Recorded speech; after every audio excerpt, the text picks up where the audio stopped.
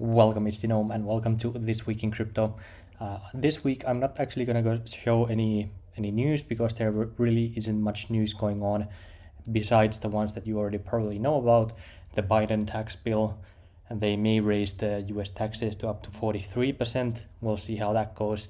But that was basically what caused a panic in the stock market and also created some panic in the Bitcoin price, as well as we had the PancakeSwap upgrade, which has now been successful. So we already cleared that as well. So in my opinion, it's gonna get bullish from here, or maybe sideways action for Bitcoin for a while for some accumulation time. But I think we have seen the bottom, and here are basically the reasons why. Just looking at the chart here today, if we just draw a trend line from this correction, as you can see, we are already above this correction trend line, which is a good signal that the selling has stopped. The second thing is that if we take a look at the 1 hour chart here, and we take a look at the RSI, which is the momentum indicator, you can see that we were printing higher lows on this momentum indicator at the same time while we were printing lower lows on the actual chart. So we had two consecutive bullish RSI divergences, which is a signal that the momentum of the move is gonna go up next, or might go up next. The other thing is that if we take a look at the volume here, you take a look at the volume, you can see that the volume has basically been trending down here as well. Even the smallest time zones here are lower at this level, which means that the selling pressure or the selling volume has lowered as well, which again signals that the bears have done what they could, but now the momentum is shifting, and that's why we had this week to the upside, because people just stopped selling basically.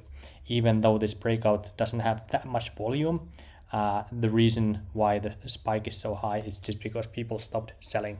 So in my opinion, the bearish momentum has halted, at least for now. Of course, if we see another news or something else comes up, this might change. I think Bitcoin will come back and retest this yellow line here. So something like this, maybe, I don't know when it will touch it. I think it might come and retouch this multi-year trend line here and this previous support here, or previous resistance, coming back to test it as support. And from there, either we go sideways or we actually go back and see Bitcoin at a completely new prices. But anyway, I think this selling pressure has halted, and for me, I'm actually buying altcoins. So if you were already shopping for the discounts, good for you, because a lot of the altcoins are now back on the green numbers, but there are still some opportunities out there that you may enjoy. I was talking about Matic last week in the PancakeSwap video that I made, and as you can see, Matic is definitely one of the winners right now if you just take a look at the price. But right now, what I am actually buying is, I was buying as much band as I was able to get, about $14 to $15 ranges. So I think my average price for band during this dip was about $14.5. And right now, band is my biggest holding in my portfolio.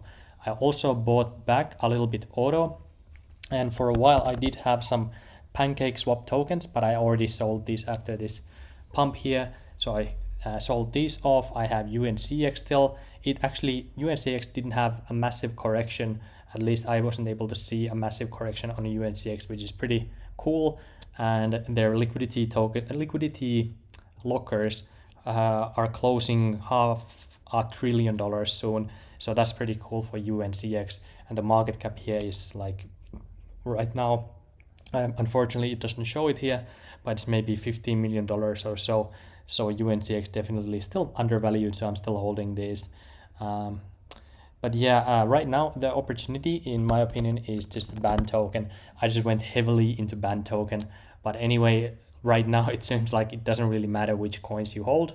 But in the long run, one thing you have to know, how BNB is pumping pretty cool. I was able to get this about $500 level right after Bitcoin pumped. So I came back to BNB token. But right now, what I think, because I think it was 7th of May is when Uniswap version 3 goes live. That's one of the reasons why Uni token has actually pumped pretty hard here. It looks like I'm not tracking it, but anyway, Uniswap token has gone up a lot in price, but yeah, definitely these other chains right now, which are not congested but have the Ethereum virtual machine. Matic is a big one. Another one that is probably a good one also is AVAX. So this is also a side chain to Ethereum, or I don't know if it's a side chain or layer 2 chain or just a completely own chain, I don't know. But SushiSwap has actually converted here, and I see a lot of DeFi growing on this AVAX chain here as well. But personally, I don't think AVAX is as good as Matic. I think Matic is better. Also, the market cap is a little bit lower for Matic as well, and I see a ton of projects converting over to Matic network. Another project that may be undervalued or is probably undervalued is Curve CRV, because they have about $6 billion assets under management, and it is currently working on Ethereum, and they are converting over to Matic network as well. So CRV still is probably undervalued if you're looking for some discounts. And then of course CRO token had a really big dump here. It went all the way down to about 0.15. So that was a really good price to get in on that. Unfortunately, I wasn't able to get it, but I didn't sell any of my CRO tokens. I think this can go to $10 billion eventually when they release the Ethereum virtual machine on their chain. We'll see when that actually happens, but I predict, or I'm waiting for it to happen maybe sometime during June or July when Ethereum virtual machine goes live as well.